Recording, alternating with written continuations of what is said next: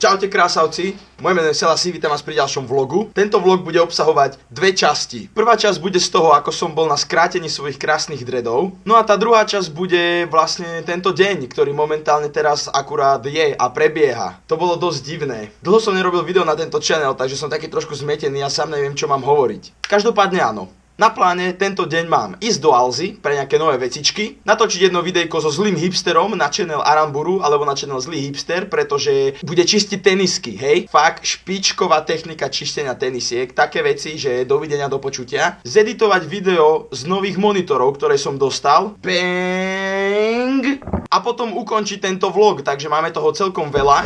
Je 13:52, takže idem sa prezliecť a ideme do Alzy. Krátky úsek z toho, ako som si bol dávať upravovať dready práve teraz a pozrite si popisok videa, kto náhodou má dreadíky a chce, aby ich mal pekné, odporúčam typenka, ktorý mi ich robil. Majte sa zatiaľ krásne, vidíme sa o 3 básne, pretože ideme, čaute.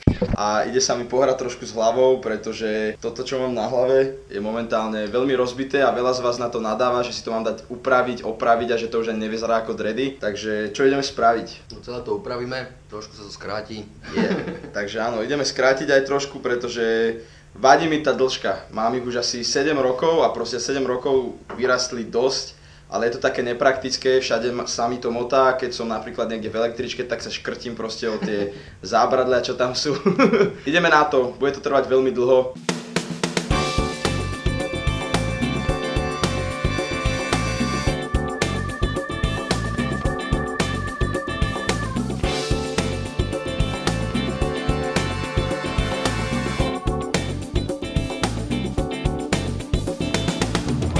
Tak, čo hovoríte ľudia? Konečne vyzerám aspoň trochu ako človek. Díky Majkimu. Díky moc. Určite čeknite, kto má dready, chce si ich takto pekne nechať opraviť, tak odporúčam. Je to veľmi šikovný mladík.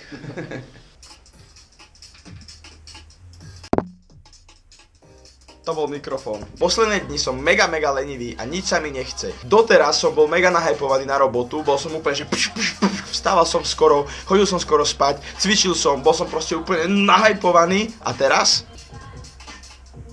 sa mi nič nechce. Konečne ideme do Alzy. Po veci. Bola to večnosť. Počúvaj, ja som si nevedel zohnať taxík, Marcel. Zvlášť, máš nejaké špinavé tenisky? Však tie, čo mám na sebe. Tak akurát sme so Zlým hipsterom dotočili videjko na jeho channel a videjko bolo o produkte s názvom Krep a je to vlastne produkt, vďaka ktorému vaše hnusné špinavé tenisky budú vyzerať ako nové. Takže kebyže máte záujem o tento produkt, tak si čeknite stránku Aramburu, ktorá bude v popisku videa a určite tam nájdete. Tak, máme tu trošku viac vecí, ako ste možno čakali. SD karta, Xtreme Pro SD XC UHS 1 kart, 64 GB karta. Káble. Možno sa pýtate, na čo mi je do prdele toľko tých, ako sa to volá, Micro B USB kábel? Ja vám hneď vysvetlím na čo. Tam mám PlayStation, ktorého ovládače potrebujú byť raz za čas nabité. Betka má Asus Zenfone a väčšinou sa jej podarí stratiť káblik. No a keď už aj nejaký ten káblik mám, tak ku mne dojdú kamaráti a ty si ten káblik požičajú na nabitie telefónu a potom si ho zoberú domov a už ho nikdy v živote nevidím. Jeden káblik je čisto pre betku a tieto dva sú na všetky ostatné veci, ktoré potrebujem. 2x terabajtový externý disk VD Elements. Jeden je pre mamku a druhý je pre mňa. Pozrite sa na veľkosť toho disku. Táto vec má 1 terabajtovú pamäť. Kompaktný foťák. Možno sa ma pýtate, že Slažo, čo robíš s tými peniazmi?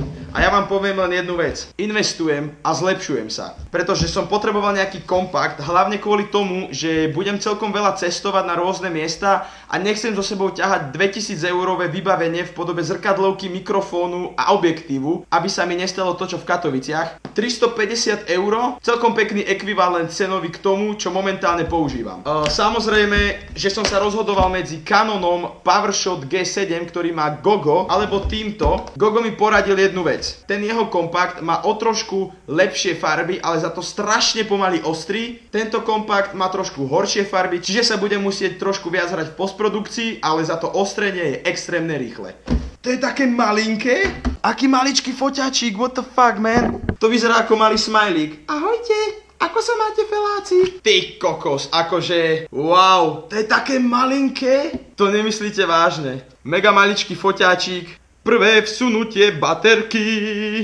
Dobre, ideme tam dať SD kartu a uvidíme, čo to dokáže nahrať, hej? Takže toto je footage z toho malého kompaktu, ktorý som odbaloval. Som dosť prekvapený, že za takú cenu to je taká kvalitka, pretože tieto kompakty sú väčšinou robené tak, že až od vyšších cenových relácií majú kvalitnejší obraz. Poďme skúsiť trošku otestovať preostrovanie na tejto mašinke. Máme zaostrené na mikrofón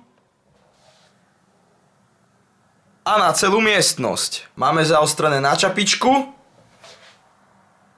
a na celú miestnosť. Takže som veľmi spokojný s touto kúpou a neľutujem to. Ešte uvidíme, ako to bude zvládať ostatné veci, napríklad točenie v rýchlosti a tak ďalej. Jediné, čo môže byť trošku problém, je zvuk, pretože to nemá žiadny externý mikrofón ani nič. Nedá sa tam ani externý mikrofón pripojiť, takže to bude všetko zvuk priamo z tohto kompaktu. Ale myslím si, že troška postprodukcie by to malo vyladiť.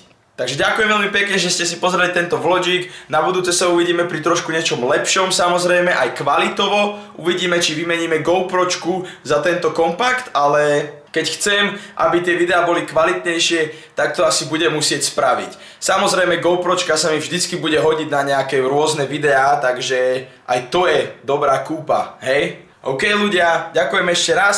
Chcem vám poďakovať za 82 000 odoberateľov, ktorí sú na tomto channeli. Veľmi si to cením a dúfam, že namotáme ešte ďalších ľudí na tieto vlogy. Takisto chcem poďakovať za všetky pozitívne komentáre, že sa vám tieto vlogy páčia a tak ďalej. A aj za tie negatívne, pretože viete, hejteri prdzá krv. Takže vidíme sa pri ďalšom vlogu a randomné ukončenie tohto vlogu práve teraz.